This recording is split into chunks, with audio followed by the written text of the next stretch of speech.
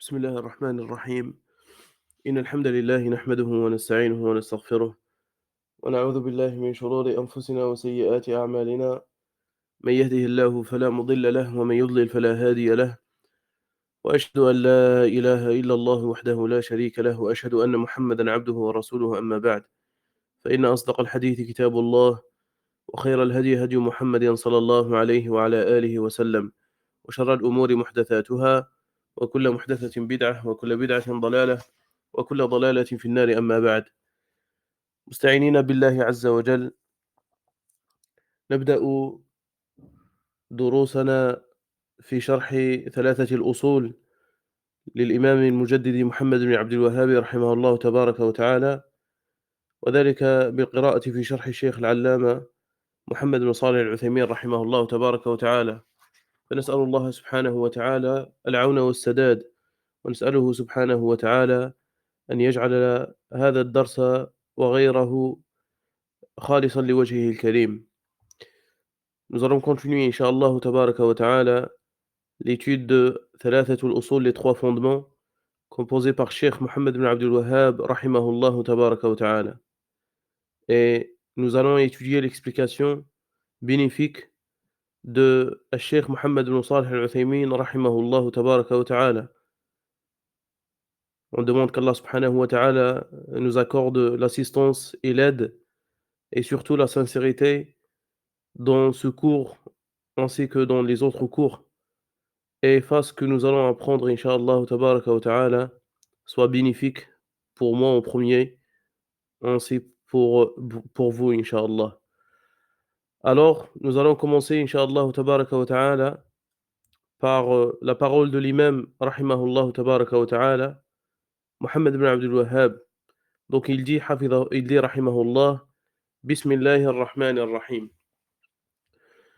Il dit, Cheikh Ibn Uthaymin rahimahullah tabaraka wa ta'ala, ابتدأ المؤلف رحمه الله كتابه بالبسملة اقتداء بكتاب الله عز وجل، فإنه مبدوء بالبسملة، واتباعا لحديث كل أمر ذي بال لا يبدأ فيه ببسم الله فهو أبتر، واقتداء بالرسول صلى الله عليه وعلى آله وسلم، فإنه كان يبدأ كتبه بالبسملة.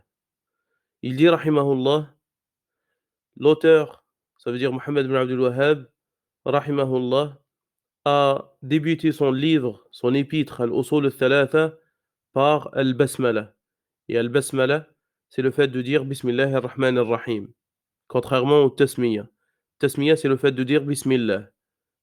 Et le Basmala, c'est le fait de dire Bismillah ar-Rahman ar-Rahim. Donc il dit, rahimahullah, il a débuté son livre par Al-Basmala, en suivant l'exemple du livre d'Allah le Très-Haut, subhanahu wa ta'ala, car il commence par Bismillah, car il commence par Al-Basmala, Bismillah ar-Rahman ar-Rahim.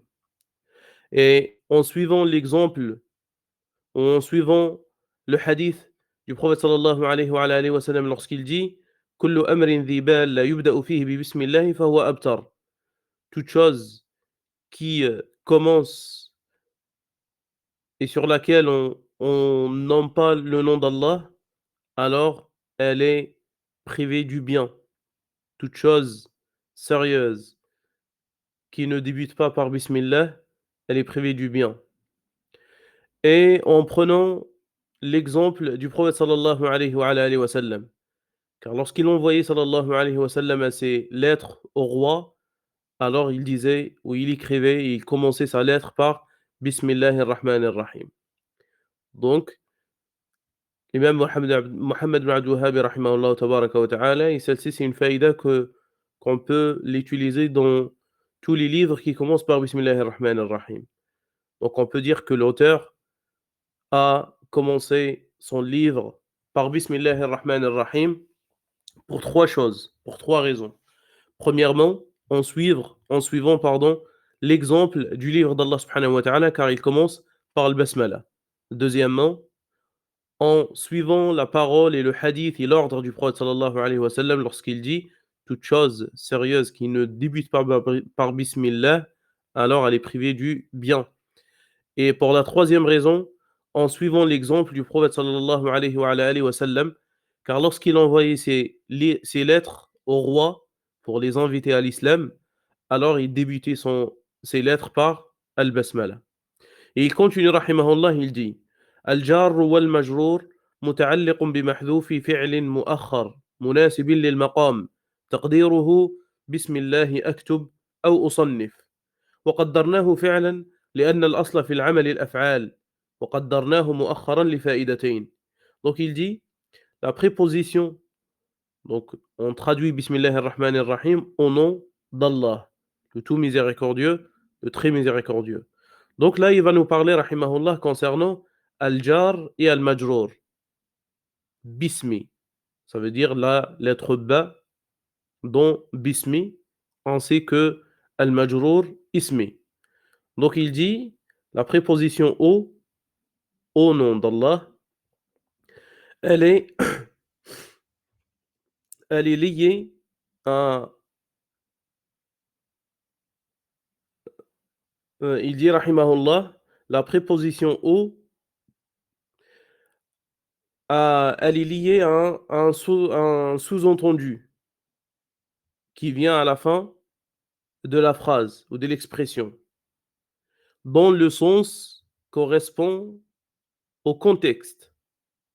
Donc il a estimé, rahimahullah, il dit, nous estimons al-jar et al-majrour dans cette expression par Bismillah, je rédige, Bismillah, j'écris, Bismillahi aktub ou Bismillahi usannif. Donc entre parenthèses, quelqu'un qui veut rentrer chez lui, il ouvre la porte, il dit Bismillah. Ça veut dire au nom d'Allah, j'ouvre cette porte. Donc c'est la même chose ici dans ce livre. Donc le sens voulu et le sens estimé qui correspond au contexte, c'est Bismillah, au nom d'Allah, je rédige ce livre et j'écris ces paragraphes. وقدرناه فعلا لأن الأصل في العمل الأفعال. Donc pourquoi, rahimahullah, il a estimé que celui-ci, le sous-entendu, est un verbe et ce n'est pas un nom, car al-aslu fil amal al-af'al, car à l'origine le verbe est car à l'origine en arabe, pardon, ce sont les verbes qui expriment les actions, il dit wa qaddarnahu mu'akhkharan, et pourquoi nous avons dit que le sous-entendu se trouve à la fin de la phrase, de l'expression? Il a dit pour deux raisons. Le verbe et après le terme, au nom d'Allah, pour deux raisons. La première, at-tabarruku bil bada'ati bismillah subhanahu wa ta'ala. On cherche à travers cela la bénédiction d'Allah subhanahu wa ta'ala. Et deuxièmement, ifadatul hasr, car à la fin, il vient à la fin pour exprimer la précision, pour exprimer la précision. Il dit, donc, ce que nous avons vu, ça concerne le nom Al-Jar ou Al-Majrour, Bismi. Donc maintenant, il va parler concernant Allah. Bismi Allah. Il dit, rahimahullah, Allahu alamun ala al-bari jalla wa ala. وهو الاسم الذي تتبعه جميع الأسماء. وهو الاسم الذي تتبعه جميع الأسماء. Il dit, rahimahullah tabaraka wa ta'ala, Allah, ça veut dire le nom. Allah est un nom désignant celui qui a créé toute chose à partir du néant. Ça veut dire le créateur de toute chose à partir du néant. Alamun ala al-bari. وهو الاسم الذي تتبعه جميع الأسماء. Et c'est un nom dont tous les noms sont dérivés de lui. Donc tous les noms sont dérivés tous les noms d'Allah subhanahu wa ta'ala sont dérivés du nom Allah. Tous les noms reviennent à Allah subhanahu wa ta'ala. Au nom Allah. Ça veut dire qu'il y a Ar-Rahman, Ar-Rahim, Al-Malik, Al-Quddus, Al-Salam, Al-Mu'min, Al-Muhaymin. Tout ce que vous connaissez comme noms qui appartiennent à Allah subhanahu wa ta'ala reviennent à ce nom qui est Allah subhanahu wa ta'ala. Il dit, rahimahullah, maintenant il va parler concernant Ar-Rahman. Ar-Rahman, il dit اسم من الأسماء المختصة بالله عز وجل لا يطلق على غيره والرحمن معناه المتصف بالرحمة الواسعة. Il dit Ar-Rahman, il est réservé à Allah subhanahu wa ta'ala, particulièrement à Allah, contrairement à d'autres noms. Ar-Rahman, c'est un nom réservé uniquement à Allah subhanahu wa ta'ala et que l'on peut attribuer à personne en dehors d'Allah subhanahu wa ta'ala. Et Ar-Rahman veut dire Al-Muttasifu bir-Rahmatil Wasi'a. Ar-Rahman veut dire celui qui se caractérise par une miséricorde immense, large. Donc je redis, Ar-Rahman, c'est un nom qui appartient seulement à Allah subhanahu wa ta'ala et qu'on n'a pas le droit de l'attribuer à autre qu'Allah. Et Ar-Rahman veut dire Al-Muttasifu bir-Rahmatil Wasi'a, celui qui se caractérise par une immense miséricorde. Deuxièmement, il va parler maintenant concernant Ar-Rahim. Donc, Bismillah, Ar-Rahman, et maintenant Ar-Rahim. Ar-Rahim, يطلق على الله عز وجل وعلى غيره. Ar-Rahim, on peut l'attribuer à Allah subhanahu wa ta'ala et on peut l'attribuer à autre que lui. يطلق على الله عز وجل وعلى غيره. Donc, il appartient à Allah subhanahu wa ta'ala et il peut être attribué quelqu'un d'autre avec ce nom. يطلق على الله ويطلق على غيره. On peut nommer, on peut nommer quelqu'un en dehors d'Allah subhanahu wa ta'ala avec ce nom. On peut l'attribuer à autre qu'Allah, contrairement à Ar-Rahman. Donc, qu'est-ce que veut dire Ar-Rahim? Que signifie le mot ou le nom Ar-Rahim? Il dit rahimahullah wa ma'nah dhur rahmatil wasila. Donc celui dont la miséricorde atteint toute chose. Celui dont la miséricorde atteint toute chose. Donc ça c'est la signification du terme ou du nom Ar-Rahim. Far-Rahman dhur rahmatil wasi'a. Donc on reprend Ar-Rahman. Ar-Rahman, c'est celui dont la miséricorde est large, celui qui se caractérise, qui se qualifie par une immense miséricorde. Ça, c'est le Rahman. Et Ar-Rahim, c'est celui dont la miséricorde atteint toute chose. Celui dont la miséricorde embrasse toute chose. Il continue, rahimahullah, il dit فإذا جمع صار المراد بالرحيم الموصل رحمته إلى من يشاء من عباده.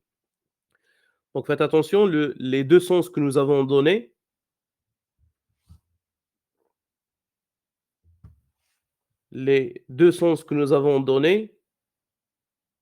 c'est quand ces deux noms-là ne sont pas cités conjointement. Quand par exemple Ar-Rahman, il est cité tout seul, alors il prend le sens que nous avons cité, celui qui se qualifie par une immense miséricorde. Quand le Rahim, il est cité tout seul, alors il prend le sens que nous avons donné, ça veut dire celui dont la miséricorde atteint toute chose. Mais s'ils sont cités conjointement, alors il dit, Cheikh Rahimahullah, il dit فالمراد بالرحيم الموصل رحمته إلى من يشاء من عباده. Donc s'ils sont cités conjointement, le Rahman garde toujours le même sens, sauf que Rahim veut dire celui qui fait parvenir sa miséricorde à qui il veut parmi ses serviteurs. Celui qui fait parvenir sa miséricorde à qui il veut parmi ses serviteurs. Tout comme Allah subhanahu wa ta'ala nous dit dans le sens du verset يُعَذِّبُ مَن يَشَاءُ وَيَرْحَمُ مَن يَشَاءُ وَإِلَيْهِ تُقْلَبُونَ. Il châtie qui veut, il fait miséricorde à qui il veut subhanahu wa ta'ala. Donc lorsque Ar-Rahman et Ar-Rahim sont cités conjointement, le Rahim veut dire celui qui fait parvenir sa miséricorde à qui veut parmi ses serviteurs. Contrairement que lorsque ces deux noms sont cités chacun tout seul. Chacun tout seul. Cheikh Mohammed bin Abdul Wahhab dit, rahimahullah, Bismillahir Rahmanir Rahim, i'lam. Donc, Bismillahir Rahmanir Rahim, sache, i'lam. Il va parler, rahimahullah, concernant l'ilm. Il dit, Cheikh Ibn Uthaymin, rahimahullah, al-ilm, huwa idraku shay'i ala ma huwa alayhi idrakan jazima. Ça veut dire quoi la science? Le savoir, dans le jargon islamique. Il dit, c'est le fait de concevoir la réalité d'une chose avec certitude totale. C'est le fait de saisir, le fait de connaître quelque chose avec certitude. C'est ça la science. Idrakan jaziman. Al-ilm, c'est le fait de concevoir la réalité, mahiyatu shay, la réalité d'une chose avec une certitude totale. Il dit, rahimahullah, que l'ilm a 6 degrés. Le savoir, la science, a 6 degrés. Le premier, maratibul idrak, pardon. Donc, je corrige les degrés de la conception. Ce n'est pas la science. Donc, je redis, ça veut dire quoi la signification de l'ilm? C'est le fait de concevoir la réalité d'une chose avec certitude. Maintenant, il va nous parler concernant les degrés de la conception. Il dit, al-oula, al-ilm. Premièrement, la science. Et il donne la même définition que nous avons donnée. C'est le fait de concevoir la réalité d'une chose avec certitude. Deuxièmement, al-jahlu al-basit. Al-jahlu al-basit. L'absence, il dit al-jahlu al-basit, ça veut dire l'ignorance simple. Car, comme vous savez, l'ignorance se divise en deux. Il y a l'ignorance simple et il y a l'ignorance aggravée. Al-jahlu al-murakkab. Donc la deuxième catégorie, le deuxième type, c'est l'ignorance simple. C'est l'absence totale de la conception. C'est le fait de ne pas connaître quelque chose réellement. C'est l'ignorance. Alors la troisième catégorie, al-jahlu al-murakkab, l'ignorance aggravée. Et celle-ci, comme ils disent les savants, celle-ci est plus grave que la deuxième. Est plus grave que la deuxième. Et quand tu t'adresses la parole, quand tu veux faire un conseil ou exhorter quelqu'un, si il a la science simple, il va certes prendre ton conseil. S'il a l'ignorance simple, il va accepter ton conseil. Même s'il ne le met pas en pratique, il va quand même le saisir. Contrairement à celui qui a une ignorance aggravée. Ça veut dire qu'il a certaines connaissances, mais qui sont contraires à ce qu'il connaît. Je vous donne un exemple. Quelqu'un qui connaît pas réellement que je vous donne un exemple.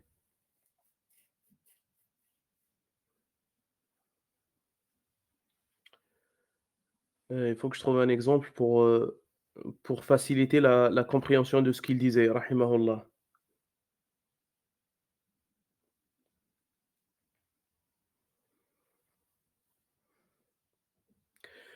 Je vous donne un exemple, quelqu'un, et ça c'est une erreur qu'on le voit dans les mosquées. Il y a des hommes qui rentrent à la mosquée, on va dire 1 ou 2 minutes avant la prière, avant le commencement de la prière. Et ils commencent à prier. Ils commencent à prier. Et ils sont toujours dans la première rak'a. Ils vont mettre du temps pour rejoindre l'imam lorsqu'ils commencent la prière. Alors qu'est-ce qu'ils font?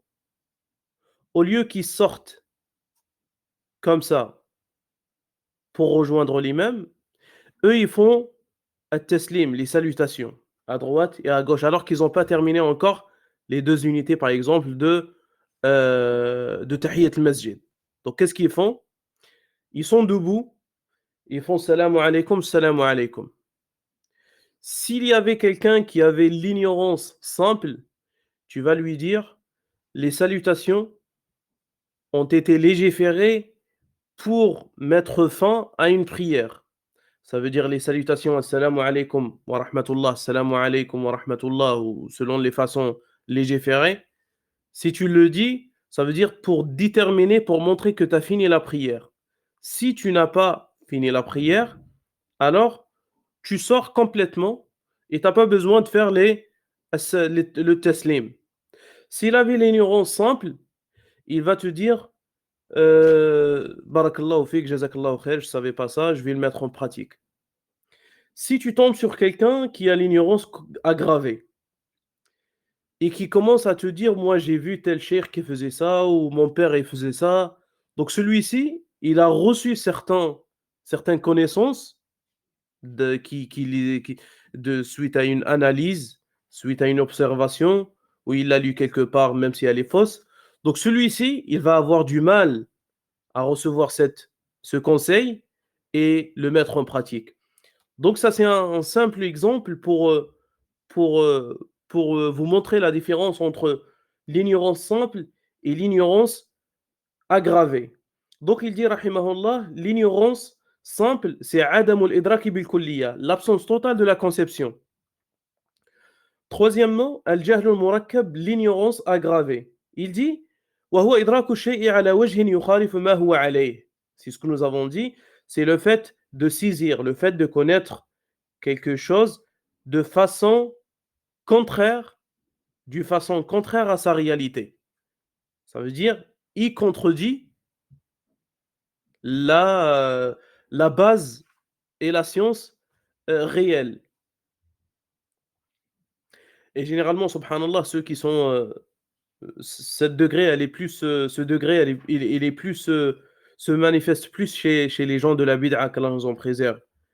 Si tu trouves quelqu'un qui tombe dans le péché, que ce soit l'alcoolisme ou quelque chose comme ça, le délaissement de la prière, si tu lui fais un conseil, et il te dit, Inch'Allah, fais-moi des invocations, j'espère de tout mon cœur de vous rejoindre, d'arriver à la mosquée, de venir.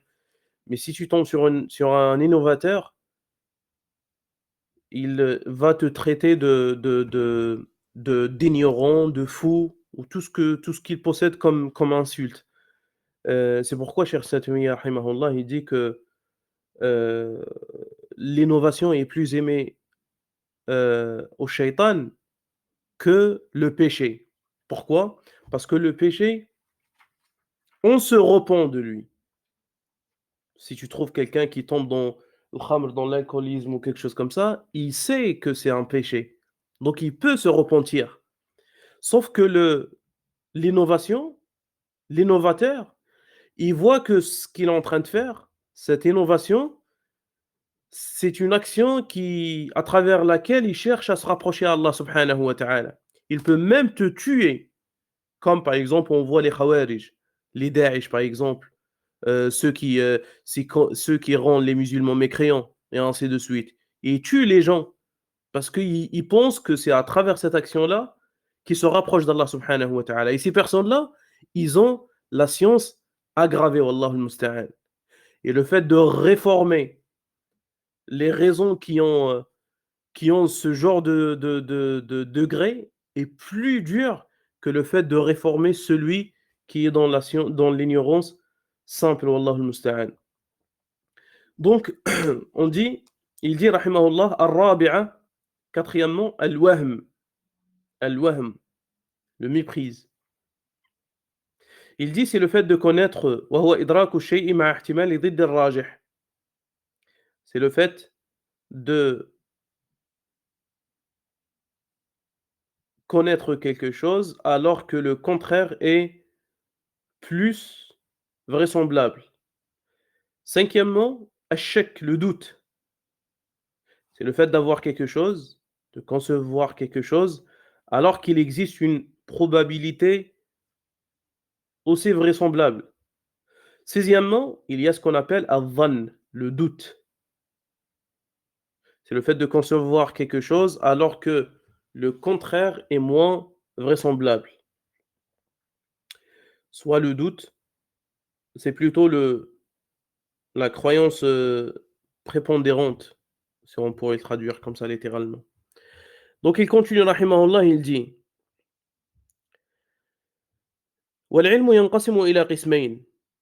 Donc la science se divise en deux. Le savoir se divise en deux. ضروري ونظري, empirique et théorique. فالضروري ما يكون إدراك المعلوم فيه ضروريا. الضروري, celui dont les informations sont nécessairement connues. Et il dit فالضروري ما يكون إدراك المعلوم فيه ضروريا. La science empirique, c'est le fait d'acquérir des connaissances qui sont nécessairement connues. Et tu n'as pas besoin de la théorie pour les avoir. Comme par exemple, il donne un exemple, rahimahullah, comme le fait de connaître que le feu est chaud et brûle. La deuxième catégorie, un nadari. ما يحتاج إلى نظر واستدلال. C'est ce que nous avons besoin pour l'analyser et l'étudier. Comme le fait de savoir que l'intention est obligatoire dans le wudu. Donc l'intention est obligatoire dans le wudu, nécessite des études, des analyses, des observations, et ainsi de suite. Donc ça c'est la science théorique. Il continue, rahimahullah, il dit, Mohammed ibn Abdul Wahhab, rahimahullah, il dit, i'lam rahimakallah, i'lam rahimakallah, sache qu'Allah te fasse miséricorde. Maintenant, il va nous parler concernant rahimakallah. Il dit, le sens voulu dans sa parole, rahimakallah, afada alayka min rahmatihi allati tahsulu biha ala matlubik, wa tanju biha min mahdhurik, qui déverse, ça veut dire, l'imam Mohammed ibn Abdul Wahhab, rahimahullah, invoque Allah pour l'étudiant. Il demande qu'Allah verse sur toi ou déverse sur toi sa miséricorde.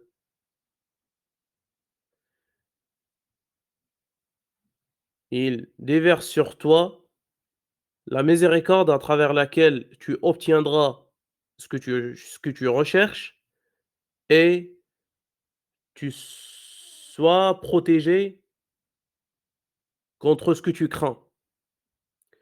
فالمعنى غفر الله لك ما مضى من ذنوبك. Le sens, c'est qu'Allah te pardonne tes péchés passés et qui t'accorde l'assistance et qui te protège dans ce qu'il arrivera dans l'avenir.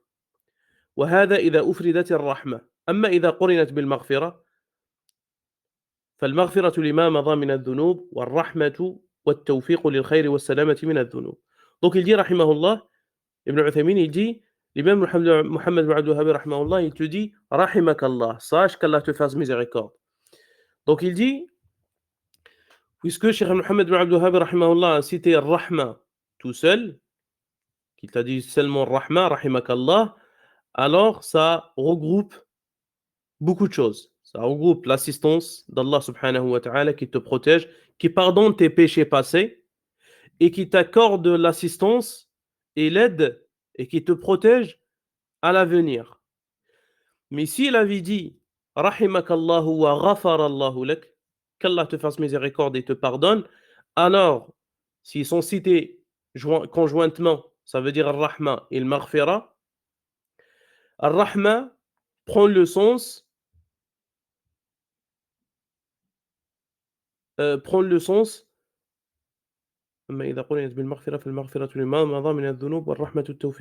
donc s'ils sont cités conjointement, Ar-Rahma prend le sens qu'Allah t'accorde l'assistance et l'aide dans ce qu'il arrivera dans ta vie.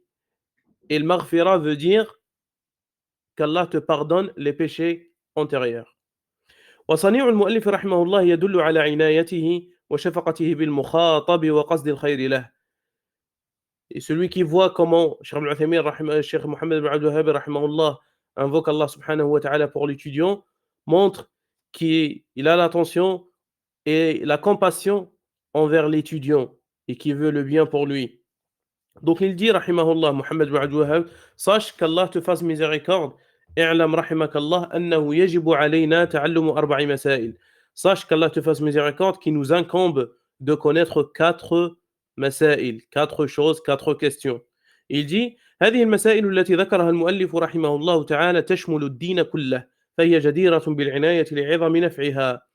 Donc les questions qu'il va citer Mohammed ibn Abdul Wahhab rahimahullah, les 4 choses qu'il va citer englobe toute la religion. Et il nous incombe donc de la connaître et de prêter attention à ces 4-là. Il dit, la première des choses, ay ma'rifatullah. Donc la première des choses, sache qu'Allah te fasse miséricorde, qui nous incombe de connaître 4 choses. La première, al-ilm, la science. Wa huwa ma'rifatullah. Le savoir, c'est, donc il dit, la science, c'est le fait de connaître Allah. Il dit, Ibn Uthaymin, rahimahullah, sur ce point, أي معرفة الله عز وجل بالقلب معرفة تستلزم قبول ما شرعه.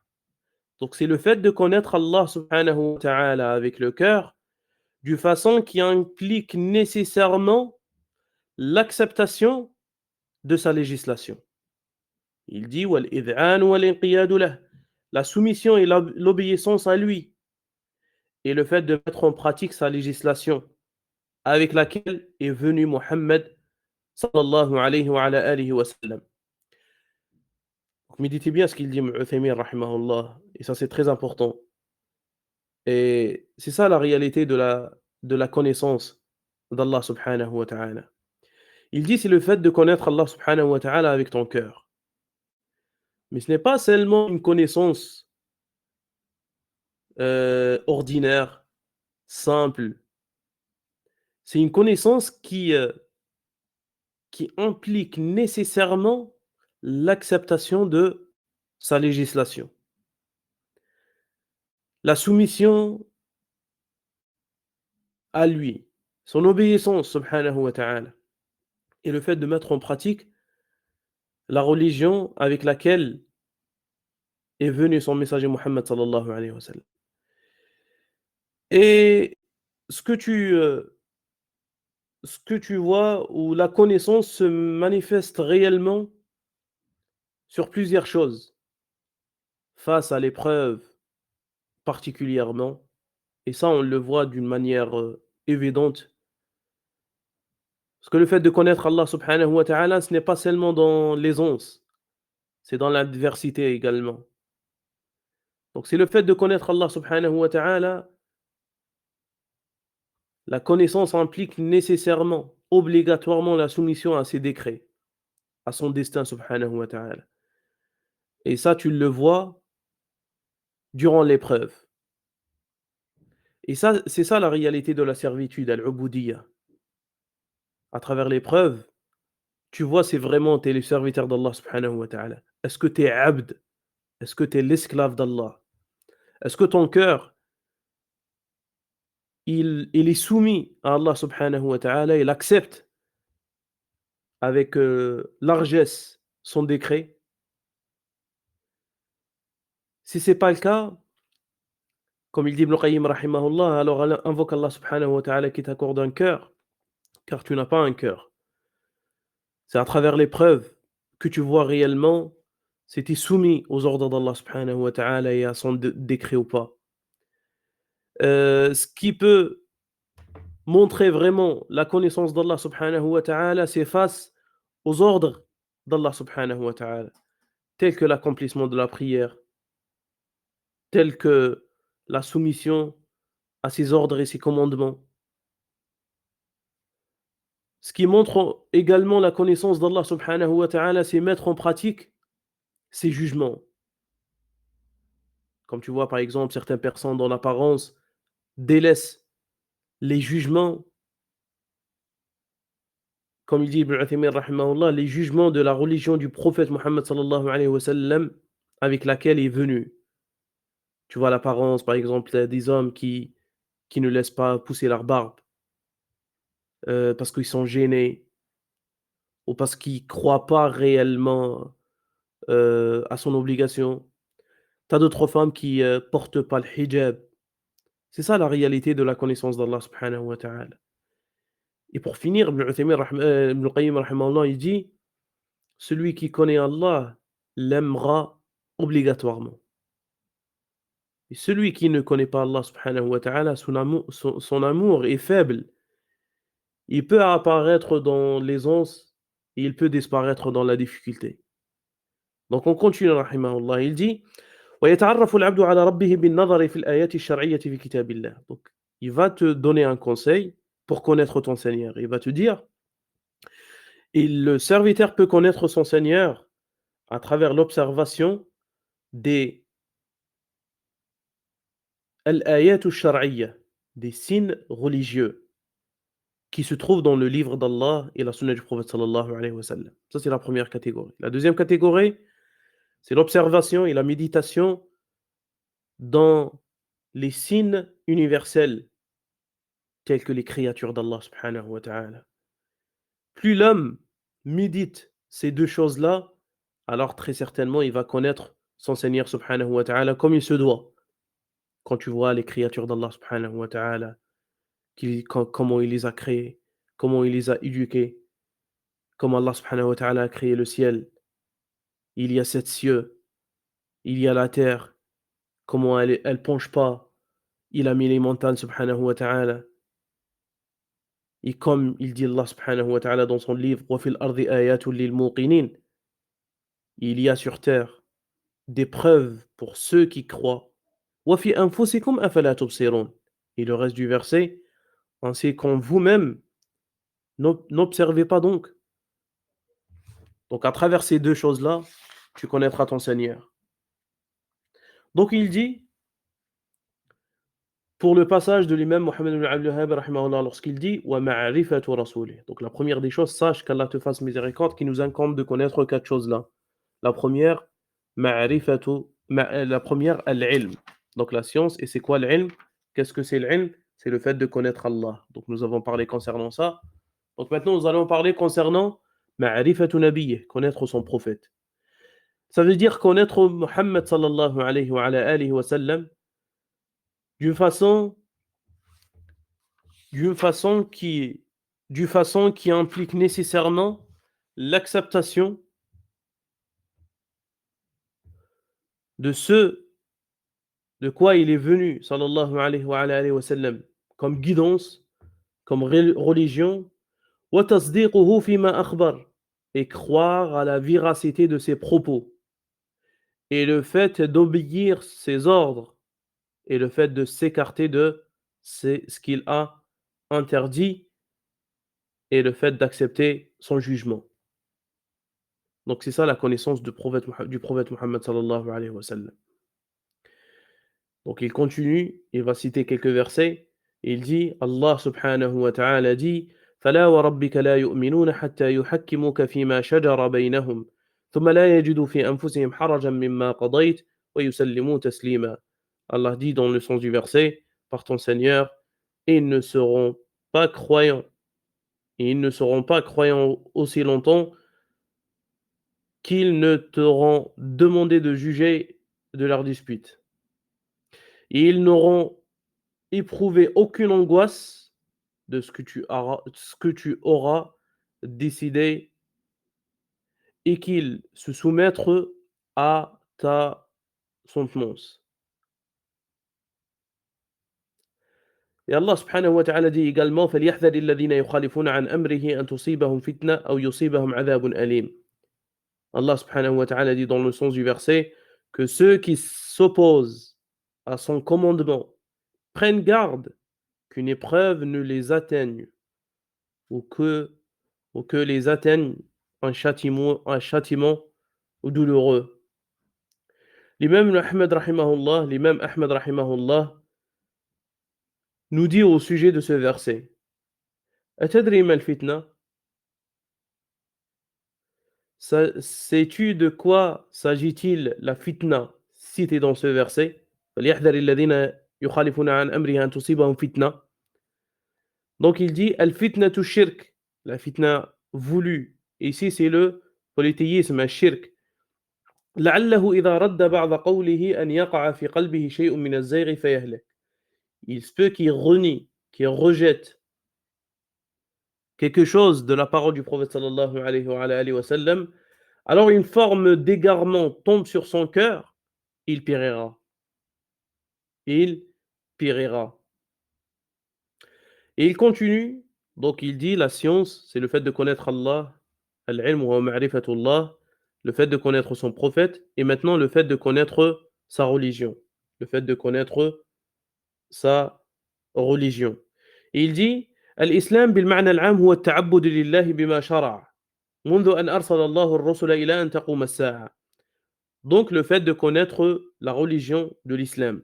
Il dit l'islam dans le sens global, c'est le fait d'adorer Allah subhanahu wa ta'ala avec ce qu'il a légiféré, depuis qu'il a envoyé les messagers jusqu'à l'arrivée de l'heure.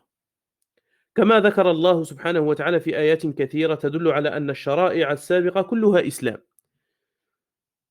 Tout comme Allah subhanahu wa ta'ala a cité dans plusieurs versets que toutes les législations précédentes appellent à l'islam. Allah subhanahu wa ta'ala nous dit au sujet de Ibrahim ربنا وجعلنا مسلمين لك ومن ذريتنا أمة مسلمة لك. Ô notre Seigneur, fais de nous et de notre descendance une communauté soumise à toi. Donc ça c'est l'islam, l'islam dans le sens global. C'est quoi l'islam dans le sens global? C'est le fait, l'islam dans le sens global, c'est le fait d'adorer Allah subhanahu wa ta'ala avec ce qu'il a légiféré. Et celui qui médite les versets, Allah subhanahu wa ta'ala, il cite à plusieurs reprises que les législations, toutes les religions précédentes appellent à l'islam. Dans le sens global, c'est le fait d'unifier Allah subhanahu wa ta'ala, le fait de l'adorer seul, c'est ça. L'islam, c'est la soumission. Dans le sens global. Toutes les religions, que ce soit Ibrahim alayhi salam, que ce soit Isa, que ce soit Moussa, que ce soit tous les prophètes, Yaqub alayhi salam, il y a plusieurs versets. Il y a plusieurs versets. Par exemple, Yaqub alayhi salam, il dit Am kuntum shuhada idh hadara Yaqub al-maut idh qala li banihi ma ta'buduna min ba'di قالوا نعبد إلهك وإله آبائك إبراهيم وإسماعيل وإسحاق إلها واحدا ونحن له مسلمون. Lorsque Yaqub alayhi salam, il a réuni tous ses enfants et ses descendants. Donc, il leur a exhorté. Qu'allez-vous adorer? Donc, ils disent à la fin du verset وَنَحْنُ لَهُ مُسْلِمُونَ. Et nous sommes soumis à lui. Pareil pour Isa alayhi salam. Allah dit dans Surat Ali Imran فلما أحس عيسى منهم الكفر قال من أنصاري إلى الله قال الحواريون نحن أنصار الله آمنا بالله واشهد بأننا مسلمون. Les al-Hawariyun, c'est les apôtres, je crois bien. On dit ça comme ça. Donc ils ont dit à Isa alayhi salam que nous sommes soumis à Allah, nous sommes des musulmans. Pareil pour l'ensemble des prophètes. Ils ont tous appelé leur peuple à l'islam, dans le sens global. Il continue, rahimahullah, il dit, et l'islam dans le sens particulier, والإسلام بالمعنى الخاص بعد بعثة النبي صلى الله عليه وسلم. Et l'islam dans le sens particulier, c'est après l'avènement du prophète sallallahu alayhi wa sallam. Il est lié particulièrement au prophète Muhammad sallallahu alayhi wa sallam. Pourquoi? Parce que la religion avec laquelle est venu le prophète sallallahu alayhi wa sallam a abrogé toutes les autres religions. Donc celui, à notre époque, depuis l'avènement du prophète sallallahu alayhi wa sallam, celui qui suit Muhammad sallallahu alayhi wa sallam est un musulman.